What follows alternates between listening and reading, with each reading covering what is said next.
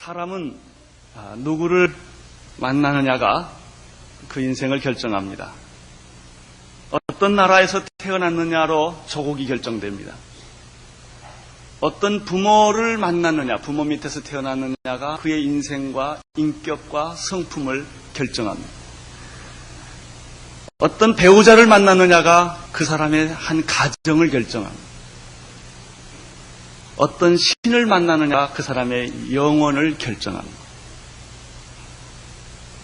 특별히 예수 그리스도를 만나느냐 만나지 않았느냐는 우리 생애에 있어서 아주 중요한 분기점을 이룹니다. 사울이라고 하는 청년이 있었습니다. 그 사울이라는 청년은 오늘 예수를 그가 만나게 됩니다. 사울과 예수의 만남은 오순절 사건 이후에 최대의 사건이라고 말을 합니다. 왜냐하면 사울이 바울이 된 그 순간부터 이방의 세계는, 복음은 예루살렘으로부터 이방으로 문을 열었기 때문입니다. 그 문을 열게 한 사람이 바로 바울입니다. 사울은 예수 믿기 전에 그의 생애를 성경에 나온 대로 요약을 해보면 대충 다음과 같습니다. 특별히 그는 엄격한 바리새파 유대주의 배경에서 그가 자라났습니다. 그걸 보면은 이 사도 바울은 이 유대주의에, 특별히 유대 종교에 정통한 사람이었습니다. 그는 다소에서 성장을 했는데 바로 헬라 문화와 철학에 익숙했다는 이야기입니다. 그는 로마 시민권을 나면서부터 가졌다고 하는 걸 보면 로마와의 정치와 법에 정통한 사람이었습니다. 특별히 그는 당대 석학이었던 가말리아의 문화생애 공부를 했습니다. 그는 지성인이 갖춰야 할 모든 조건을 다 갖춘 셈입니다. 유대 종교와 헬라의 철학과 로마의 법을 다 익숙한 그런 배경에서 자랐습니다. 특별히 그는 종교 전문직에 있었을 뿐만 아니라 세상적인 전문직에도 종사했던 경험이 있는, 세상 경험이 있는, 직업에 대한 경험이 있는 그런 사람입니다. 이런 의미에서 볼 때는 사울이라고 하는 이 청년은 무식하고 맹목적인 예수 핍박자가 아니었다는 것입니다. 대부분의 기독교를 핍박하거나 예수 믿는 사람을 핍박하는 사람들을 보면 지성적인 사람이거나 무식한 사람들의 경우가 많은데 사울의 경우는 그렇지 않습니다. 그의 자라온 배경과 그가 예수를 만나기 전에 생애를 정리해보면 그에게는 분명한 신앙이 있었습니다. 종교적인 확신과 그가 남달리 역사 철학을 가진 지성인이었다고 하는 것입니다. 대부분의 지성인은 나약합니다. 일반적으로 지성인들은 행동력이 없습니다. 그래서 사람들은 지성인을 가리켜 사색하는 지성인이다, 이런 멋진 말을 하나 붙여주는데 그 말은 행동력이 없다는 뜻도 됩니다. 그러나 사울은 사색하는 지성인일 뿐만 아니라 행동하는 지성인이었습니다. 그는 실천을 중요하게 생각했고 소위 프락시스를 했던 사람이었습니다. 옳은 것이라고 생각하면 그는 자기의 삶을 생각할 줄도 알았고 손해볼 줄도 알았습니다. 누가 월급을 주거나 누가 지위를 줬기 때문에 행동한 것이 아니라 그는 자기의 신념에 의해서 행동했던 사람입니다. 9장 1절과 2절을 보시겠습니다. 1절과 2절 시작.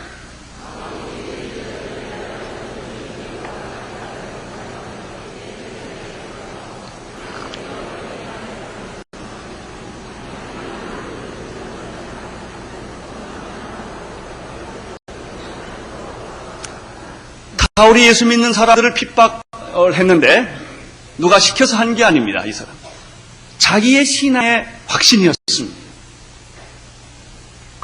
그렇기 때문에 무서운 겁니다. 남이 시켜서 하면 시킨 만큼만 합니다. 그러나 자기가 알아서 하면 그 이상을 합니다. 신앙이란 누가 시켜서 믿는 게 아닙니다. 자기가 좋아서 믿는 것입니다. 확신이 있기 때문에 행동을 하는 것입니다. 이 9장 1절과 2절에 보면은 사울의 경우에는 예수님의 제자들에 대한 아주 나쁜 인상과 감정이 있었다는 걸 알 수 있습니다. 아주 예수쟁이들 밥맛 없습니다. 아주 재미가 없습니다. 아주 인상이 나쁩니다. 굉장히 감정적으로 싫다는 것을 이 본문에서 알 수 있습니다. 1절에 보면 위협과 살기가 있었다라는 표현을 씁니다. 얼마나 이것은 지성의 문제가 아니라 이미 감정의 문제로 넘어간 것입니다. 이만큼 그는 나쁜 인상을 선입관을 가지고 있었습니다. 두 번째는 이 2절에 보면은 그는 예수 믿는 자를 잡아오기 위하여 예루살렘으로 다시 데려오기 위하여 대제사장의 공문을 얻어다가 다메섹까지 갔던 사람입니다. 다시 말하면 이 사람은 자기의 소신껏 행동하는 그런 행동파였다는 것입니다. 저는 이 사울을 보면서 오늘 우리 시대의 사회개혁가들을 생각해 보게 되었습니다. 저는 여러 종류의 운동권, 사회개혁에 관심이 많고 행동하고 투쟁하는 사람들을 만나서 토론도 해보고 대화를 많이 해본 경험이 있습니다. 그분들을 보면 참 놀라운 부분이 있습니다. 우리가 갖지 않는 놀라운 부분이 있습니다. 학교를 그만두고 주위 환경에서 가정에서 환영하지 않습니다. 사회가 환영하지 않음에도 불구하고 그 젊은 나이에 휴가까지 들어가면서 그걸 행동을 합니다. 또 불법일 정도로 여러 가지 과격한 행동을 하는데 그분들과 여러 가지 이렇게 교제하면서 생각해 보는 것은 또 새로운 놀라운 부분이 그분들에게도 하나 있다는 것입니다. 제가 만나본 이런 분들은 대충 세 가지 요소를 가지고 있는 것을 보게 되었습니다. 이 운동권의 사람들이나 사회개혁을 실천하는 사람들의 경우는 행동하지 않는 양심, 행동하지 않는 지성, 행동하지 않는 신앙을 몹시 경멸하고 있다는 걸 발견했습니다. 옳다고 생각하면 행동해야지 행동하지 않는 것은 비겁하다는 것입니다. 교회를 향하여 비겁하게 생각하고 있습니다. 많은 행동하지 않는 동료 교수들이나 지성인들을 마음속으로 굉장히 경멸하고 있는 것을 일반적으로 봅니다.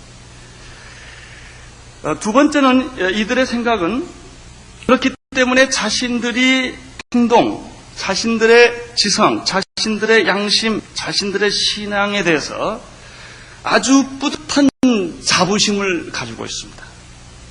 나는 손해를 보지만 민족과 국가를 위해서, 역사를 위해서 나는 이런 행동을 한다고 그들은 말을 합니다. 그렇기 때문에 그들은 스스로 고난을 자초하고 고난을 겪는 것을 마치 신앙의 클라이막스처럼 생각을 하고 신앙의 엑스타시를 거기서 느끼는 그런 모습들을 보게 됩니다. 굶주리고 매를 맞고 쫓겨다니는 그런 고통 속에서도 그들은 자기 자화상과 자부심을 보통 가지고 있다는 것입니다. 세 번째 그분들과 만나서 얻은 인상은 그 행동 때문에 일어나야만 했던 불법이 있습니다. 왜냐하면 법이 허락하지 않기 때문에 폭력을 쓰게 됩니다. 여러 가지 투쟁을 하게 됩니다. 그러나 이러한 불법이나 폭력이나 투쟁은 그럴 수밖에 없는 필연적 역사적 과정이라고 생각을 합니다. 그리고 또 놀라운 사실은 당연히 그러한 오류는 용서받아야 할 오류라고 떳떳하게 생각하고 있다는 것입니다. 따라서 이런 사람들, 이런 행동하는 정인들은 아무 누구도 말릴 수가 없고 설득할 수가 없어요. 그럼 부모도 학교도 어떤 사회도 그렇게 믿고 행동하고 그런 자기의 성자적인 모습을 스스로 갖기 때문에 아무 누구도 그들을 설득할 수가 없습니다. 또 정죄하기도 어렵습니다. 왜냐하면 행동하지 않는 지성인들은 비록 잘못되었다 할지라도 행동하는 지성인들에 대해서 할 말이 없기 때문에 말이 안 맥힙니다. 이쪽에는 할 말이 별로 없고 저쪽에는 말을 못하게 하는 것입니다. 너희들은 비겁하지 않느냐. 아무리 좋은 생각을 가졌어도 결국은 비겁한 거 아니냐. 이런 말을 합니다. 이러한 모습이 바로 사울의 모습이었다는 것입니다. 이 사울의 모습과 이런 모습과 굉장히 아주 비슷한 모습을 발견하게 되는 것입니다. 3절을 보겠습니다. 시작.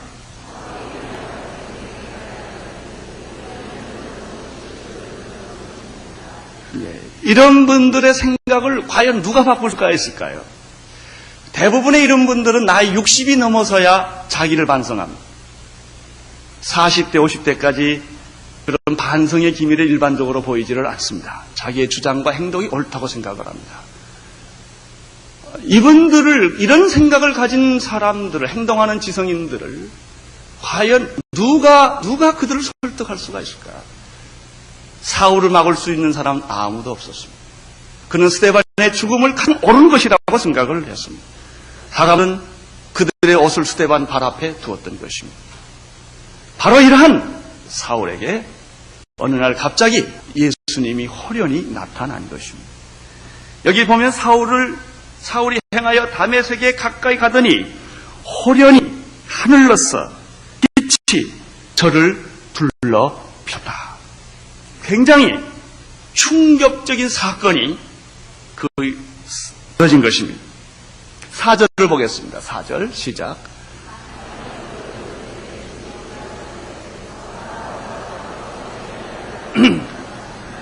사울의 귀에 하나의 음성이 들렸습니다. 땅에 엎드려져 들으니 소리가 났는데 나는 내가 핍박하는 예수라. 이 얼마나 그리고 엄청난 사건입니까? 어떤 사람은 이것을 가리켜 오순절 이후의 최대의 사건이라고 말했습니다. 자, 잘 보십시오. 3절에 보면은 다메섹에 가까이 이르는데 호련이라는 말입니다. 호련이. 하늘로서 빛이 왔다 그랬어요. 4절에 보면은 땅에 엎드려 들으면 뭐가 들렸습니까? 소리가 났어요. 어디서 비슷한 얘기죠? 오순절날 사도행전 2장에 성령이 임할 때 호련히 하늘로서 급하고 강한 바람 같은 소리가 있어요. 아주 흡사합니다. 오순절날 성령이 임한 것은 120명 집단 공동체에 임한 사건이라고 한다면 지금 예수 그리스도 성령님의 임재, 예수 그리스도의 임재가 동시적으로 나타났는데 이것은 한 개인에게 일어난 성령 사건. 성령님은 오순절날 일어날 수 있고 120명이 일어날 수 있지만은 사도 바울에게도 개인적으로 담색한 도상에서 그가 예수를 핍박하려는 그 과정에서 나타났다는 것입니다. 그 성령님은 오늘 여러분에게도 개인적으로 나타날 수 있고 나에게도 개인적으로 나타날 수 있습니다. 나는 그러한 사건들이 여러분의 생애에 나타나기를 바라는 것입니다. 하나님의 개입입니다.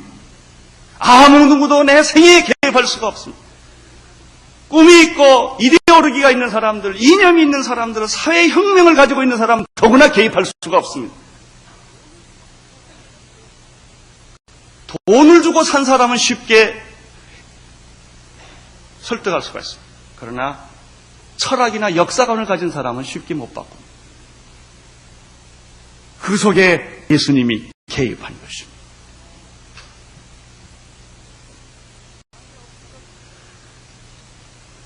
땅에 엎드렸을 때 사울에게 들린 소리가 있었습니다. 그것은 무슨 소리입니까? 사울아, 사울아, 내가 어찌하여 나를 핍박하느냐 하는 것입니다.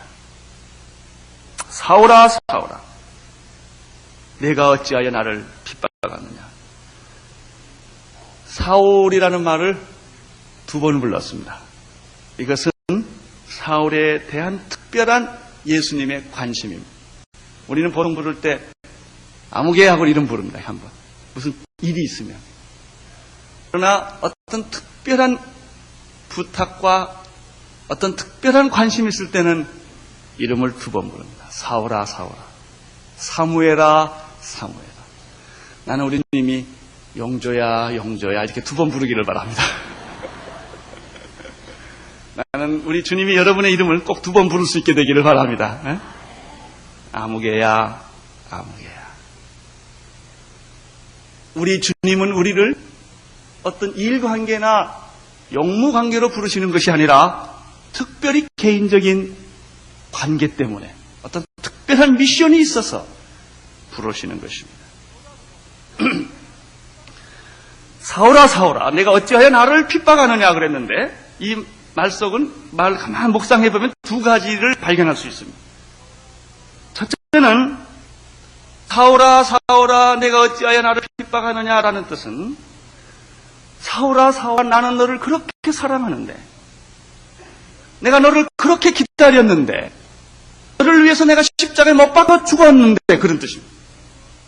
그렇게 너를 사랑했는데 왜 너는 나를 이렇게 핍박하느냐라는 뜻이 이 안에 있습니다. 부싸움 해보신 분들 계시죠? 안 해본 분 계셨겠어요? 보통 부부싸움 할 때 보면 이제 대부분 여자가 남자에게 하는 말이 이런 말이죠. 여보 왜 그래? 응? 왜 나를 그렇게 못살게 굴고 미워해? 이런 말을 던지는데 그 말을 가만 분석해보면 내가 당신한테 시집 와서 이래 참고 저래 참고 시어머니한테 당하고 시동생한테 당하고 내가 다 참고 다 기다리고 다 수고했는데 당신 나한테 그럴 수가 있냐고 이루고 하는 말입니다. 이 말이.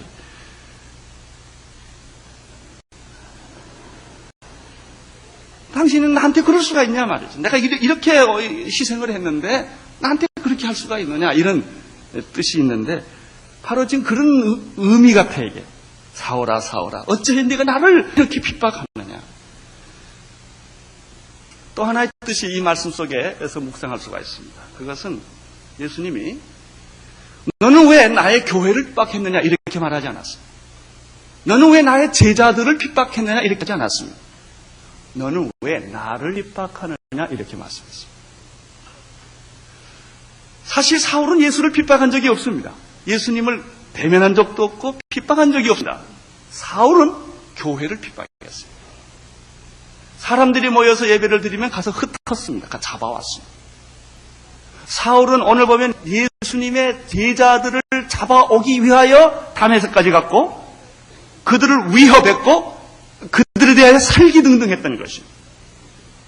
그러나 예수님은 이러한 사울에게 너는 내 제자를 핍박했느냐? 너는 왜 내 교회를 핍박했느냐고 말하지 아니하고 왜 나를 핍박했느냐라고 말을 하는 것입니다.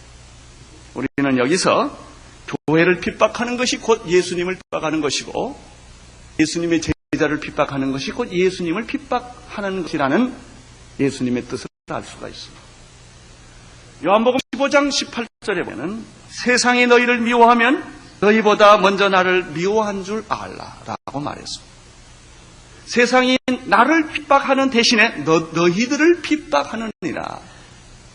너희들은 세상에서 고난을 받느니라 이런 말을 하신 것입니다.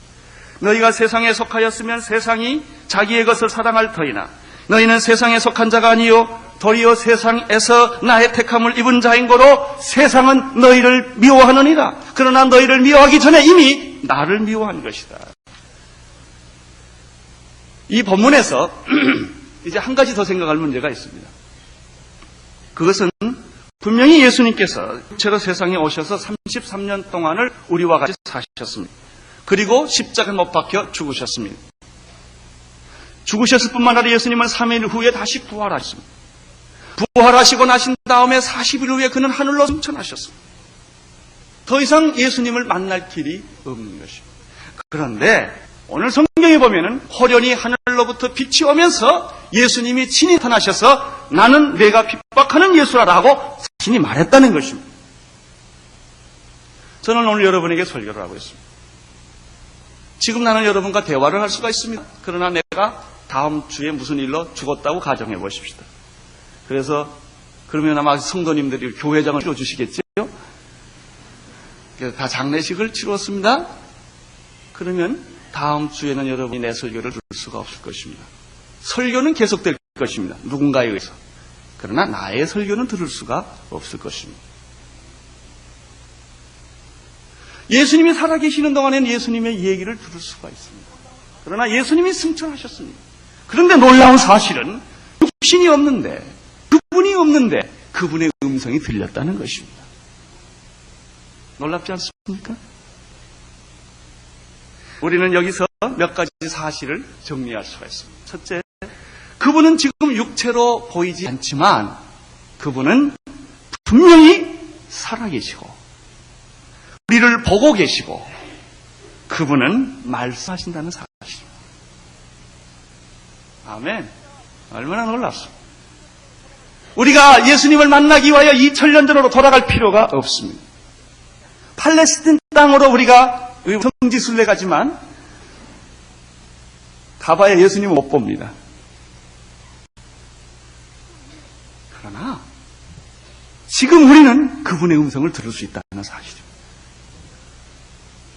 두 번째, 예수님이 나타나셔서 사울에게 나는 내가 핍박하는 예수라 라고 말했다는 것을 보면 지금 찾아오시는 예수님은 시간과 공간을 초월하시는 분이시다는 것입니다. 살아계시고 우리를 보고 계시고 말씀할 뿐만 아니라 그분은 시간과 공간을 초월하고 계시는 분입니다. 세 번째, 그분의 임재는, 예수님의 임재는 성령님의 임재와 일치한다는 것입니다. 오늘 여기에 성령의 임재의 본질을 찾을 수가 있습니다. 성령님의 임재란 무엇입니까? 오순절날 성령님의 임재란 무엇입니까? 사울에게 임한 성령의 임재는 곧 그리스도의 임재인 것입니다. 그래서 누구든지 성령을 받는 사람은 예수님을 높이게 되어 있습니다. 누구든지 성령을 받은 사람은 예수님을 말하게 되어 있습니다. 성령님은 자기를 높이지 않습니다. 예수님을 높이는 것입니다. 예수님을 선포하시는 것입니다. 성령을 받은 사람은 예수님에 대해서 말하지 않으면 견딜 수 없는 어떤 뜨거움이 있는 것입니다. 예수님을 전하기 위하여, 예수님의 말씀을 전하기 위하여, 예수님을 선포하기 위하여 예수님은 우리에게 은사들과 능력들을 주신 것입니다.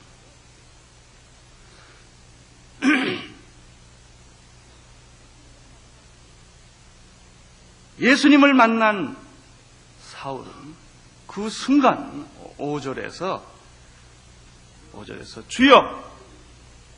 주여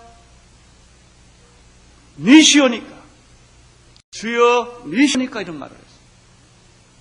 이게 아주 재미있는 말이에요. 당신이 누굽니까 이렇게 하지 않았어요. 우리가 보통 말하면 당신은 누굽니까 이렇게 말할 거예요. 그러나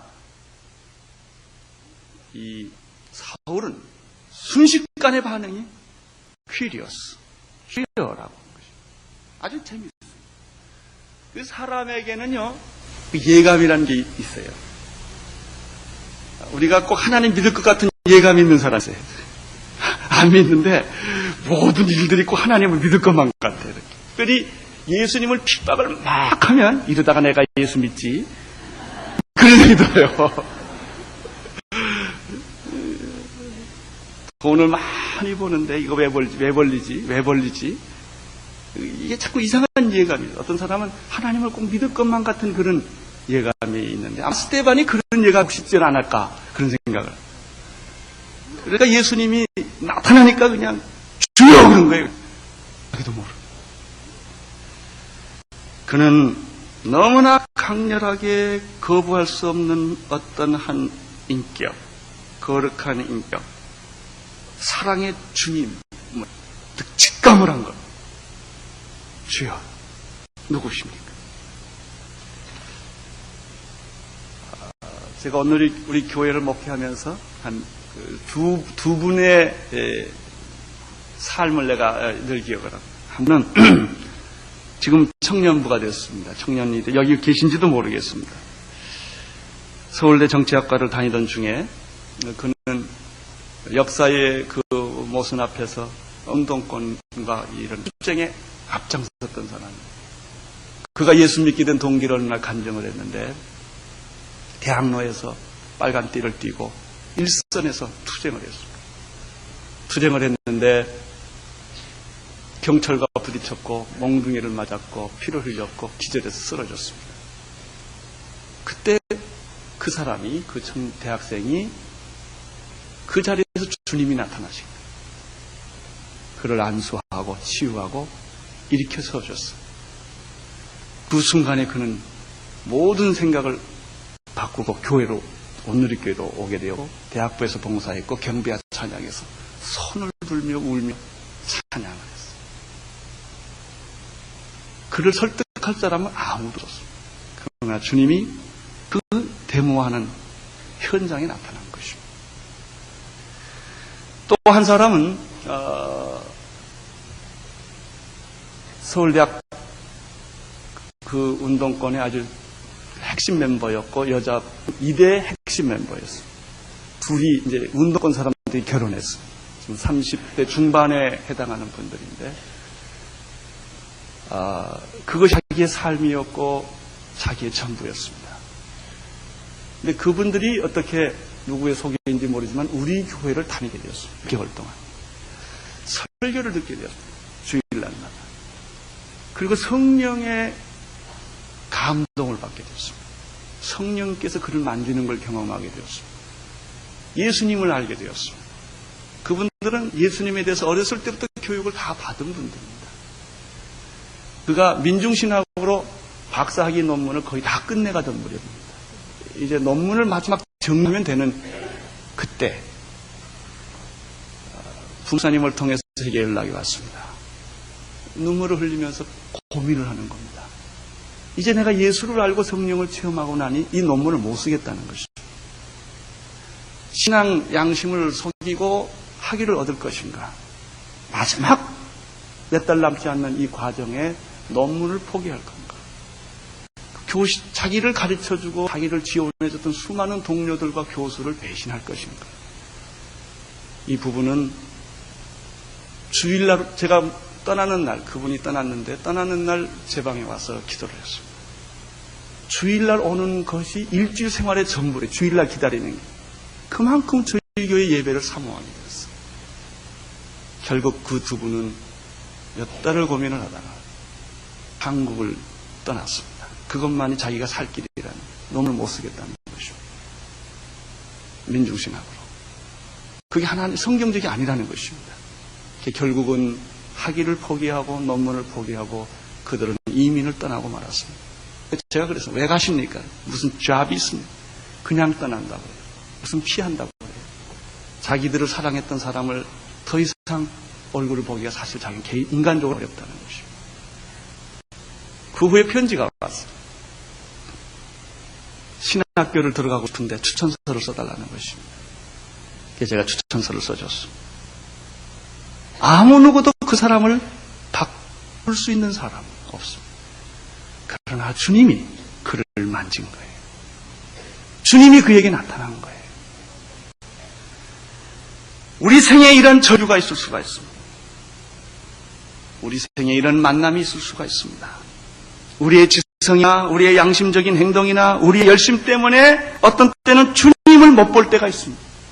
너무나 그것이 크게 나타나기 때문에 인간적인 똑똑함과 인간적인 열정과 인간적인 그 프락시스 행동 때문에 주님이 안 보일 수가 있습니다. 사울처럼 자기가 생각하고 자기가 행동하고 자기가 고난받는 것만이 성자처럼 그것이 우상일 수가 있다는 것입니다.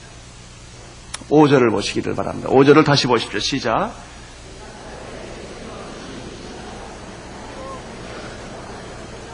주여 누구십니까? 당신은 누구십니까? 이때 예수님이 성령님을 통하여 이렇게 말합니다. 나는 내가 핍박하는 예수라. 이 말을 듣는 순간에 사울의 영혼은 산산조각나기 시작을 합니다. 생각해 보십시오. 이 말 앞에 더 주저할 사람이 어디 있겠습니까? 나는 내가 핍박하는 예수라. 우리가 이 말을 들었다면 이 말 앞에 거절하고 항거하고 거부할 사람이 누가 있겠습니까? 예수님은 나를 십자가에 못 박은 로마의 병정들이나 빌라도나 대제사장이 나를 죽인 게 아니라 네가 나를 죽인 것이다. 그들이 나를 핍박한 것이 아니라 네가 나를 핍박한 것이다. 나는 내가 핍박하는 예수라. 사랑하는 성도 여러분은 지금 혹시 예수님을 핍박하지 않았다고 말할지 모르겠습니다. 나는 예수님께 거절하고 예수님을 힘들게 하지 않았다고 여러분이 말할지도 모르겠습니다. 그러나 혹시 여러분이 교회에 대해서 핍박을 했다면, 부정적인 생각을 했다면, 예수 믿는 사람들을 경멸하고 교회가 하는 일들을 웃기게 생각하고 목사들은 저 할 짓이나 없어서 대학이나 떨어지니까 목사나 가지. 선교사들은 저 멀쩡한 자기 직업을 놔두고 왜 다 저런 짓들을 할까? 이렇게 말한 게 다 예수님이 한 거라는 거예요. 그게 그 사람들에게 한 게 아닙니다. 그게 다 예수님에게 하신 것입니다.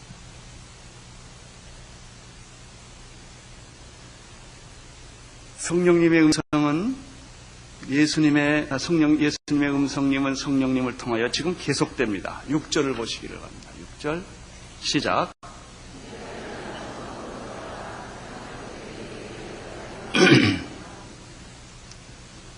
예수님은 사울에게 나는 어떤 계획과 준비가 있다는 것을 보여주고 있습니다. 하나님은 우리를 부르실 때 막연히 부르시지 않습니다. 사울을 부를 때는 이방인을 생각하고 있었던 것입니다. 너는 이방인을 위하여 택한 나의 그릇이라. 하나님이 여러분을 부르실 때 막연히 여러분을 부르시는 게 아닙니다. 여러분의 가정을 구원하기 위한 사도로, 여러분을 통하여 이 민족을 변화시키는 사도로, 어떤 사람들은 노동자 속에, 어떤 사람은 운동권 속에, 어떤 사람들은 빈민촌 속에 들어가 그들을 변화시키라고 여러분을 부르신 거예요. 당신은 이북을 복음하라고, 당신은 중국을 복음하라고. 사울은 것은 이방인을 복음화하기 위하여, 빌립은 전도자로 쓰기 위하여, 스데반은 순교자로 쓰기 위하여, 바나바는 상담자로 쓰기 위하여 이렇게 부른 것입니다. 하나님이 부르실 때는 반드시 계획이 있으십니다. 그리고 준비가 있습니다. 지금 너는 일어나 성으로 들어가라. 내게 행할 자가 있다는 어떤 사람을 내가 준비해 놨다. 여기서 우리는 재미있는 두 가지 사실을 또 하나 발견합니다. 하나는 성령을 받고 영적 거듭남, 깨어짐, 충격, 성령 세례 이런 것들을 받는 한 경험이 전부가 아니라는 것입니다. 내가 성령 받고 불 받고 기적과 능력과 은사를 받으면 다 되느냐? 아닙니다. 훈련을 받아야 됩니다. 위대한 사역자로 일하기 위해서는 양육을 받아야 된다는 것입니다. 너를 가르칠 자가 있다는 것입니다. 너는 이제 거듭났지만 완성된 건 아니라는 것입니다. 사울의 경우는 3년 동안 아라비아로 가서 훈련을 받았습니다. 그냥 일하지 않았습니다. 우리 식으로 말하면 신학교를 간다든지 용평을 간다든지 뭐 이런 겁니다. 나는 여러분들 다 용평을 좀 가기를 바랍니다. 헌신하셔서 3개월 동안 저녁마다 여기서 훈련을 받든지, 직장을 포기하고 공부하는 걸 잠깐 스톱하고 하나님께 훈련을 받아, 생활훈련, 사고훈련, 가르치는 훈련, 성격 개조 훈련, 이런 모든 훈련을 받아야 우리가 하나님의 사람으로 일을 하게 됩니다. 좀 더 훈련되면 1년, 2년 신학교도 가고 헌신자 스쿨도 가고 현지의 쇼텀 미셔너리도 가는 것입니다. 자꾸 훈련받아요. 자, 7절을 보시기를 바랍니다. 시작.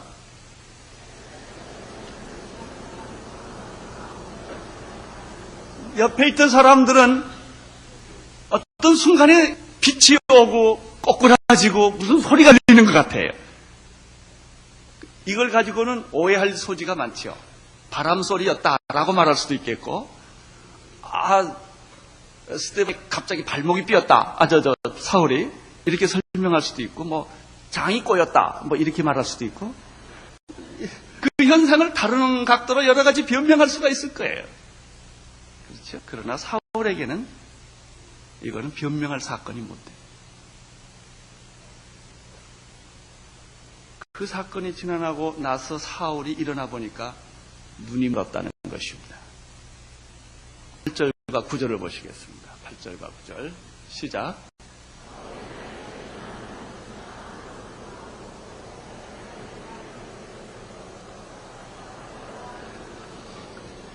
아마 빛이 강렬하게 왔기 때문에 눈에 이상이 생겼는지도 모르겠습니다.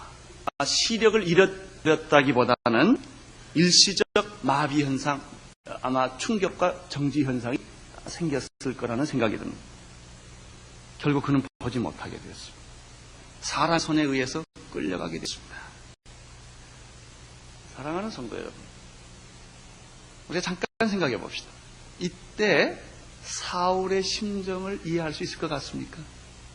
그 심정이 지금 어떤 상태가 되었겠습니까? 그는 의기양양하게, 패기양양하게, 살기등등, 오기등등, 그냥 개성군처럼 라이센스까지 다 받아가지고 지금 예수쟁이를 잡아러 가는 것입니다. 하나님도 기뻐할 것이다. 그렇게 생각했을 거예요. 그는 자기의 양심대로 행동한다고 말했을 겁니다. 근데 갑자기 꼬꾸라져. 그리고 이제는 눈이 멀었어. 자기 손으로 못 가서 다른 사람 손에 끌려가야 돼요. 이럴 때 우리가 그 사람의 심정을 이해할 수 있을까요? 굉장한 혼돈이 왔을 것입니다. 굉장한 충격이 왔을 것입니다. 우리는 아주 떵떵거리고 권력을 한 손에 쥐고 살던 사람이 어떤 한순간에 모든 걸 다 잃어버리고 사람들에 의해서 이리저리 끌려다닙니다. 자기가 가고 싶은 데를 가지를 못합니다. 교도소에 들어가 있습니다. 그때 그 사람의 심정이 얼마나 억울하고 분하고 고통스럽겠습니까? 칼을 뺏깁니다. 총을 뺏깁니다. 권력을 뺏깁니다. 재물을 뺏겨버렸어요. 인격과 그의 모든 걸 다 뺏겨버렸을 때 어떤 상태가 되겠습니까? 좀 다르긴 해도 지금 사울이 사실은 다른 사람 손에 끌려가야 합니다. 우리는 여러 가지 마음을 그분에게서 일어났다는 걸 상상할 수가 있습니다. 혼돈, 어쩌면 마음의 가난함, 아니 어쩌면 거룩하신 그 예수님의 음성을 들은 충격, 그래서 그는 이제 빛을 본 것처럼 그의 인생이 정리되고 있을지 모르겠습니다. 그 시간이 3일이었습니다. 변화의 시간, 거룩한 침묵의 시간, 마치 이것은 예수님께서 십자가에 못 박혀 죽으신 후에 부활하기 전까지 무덤에 갇힌 3일과 같습니다. 요나라는 사람이 구약에 있습니다. 하나님의 명령에 순종해서 배를 타고 도망가다가 풍랑을 만납니다. 배가 깨질 지경이 되어서 사람들이 제비를 뽑아 요나를 선택을 해서 물에 던져버립니다. 그때 큰 물고기가 바로 거기 입을 벌리고 있다가 요나를 씹은 게 아니라 통째로 삼켜버렸어요. 요나는 큰 물고기 뱃속에 3일을 있었습니다. 거기서 뱃속에 있었던 것처럼 잤을까요? 에라 모르겠다 자자 그랬을까요? 안 그랬을 것 같아요. 볼 수도 없고 먹을 수도 없는 3일이었습니다. 요나는 그 속에서 무엇을 생각을 했을까요? 그 3일 동안 구약의 아브라함이라는 분이 계십니다. 그는 100세 약속의 자식인 이삭을 낳았습니다. 너무나 귀한 청년 이삭.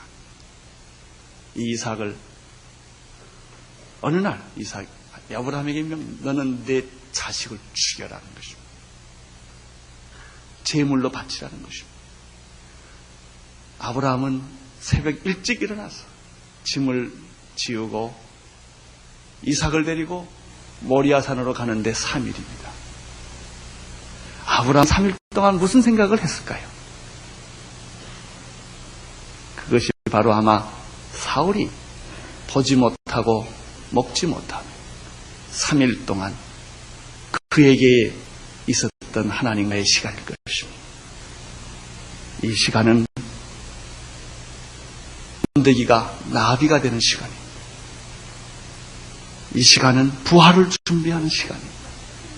이 시간은 자기가 깨지는 시간입니다. 이 시간은 자아 죽는 시간입니다. 그는 변하고 있었던 것입니다. 여러분은 어떻습니까? 여러분에게 이런 시간이 있습니까?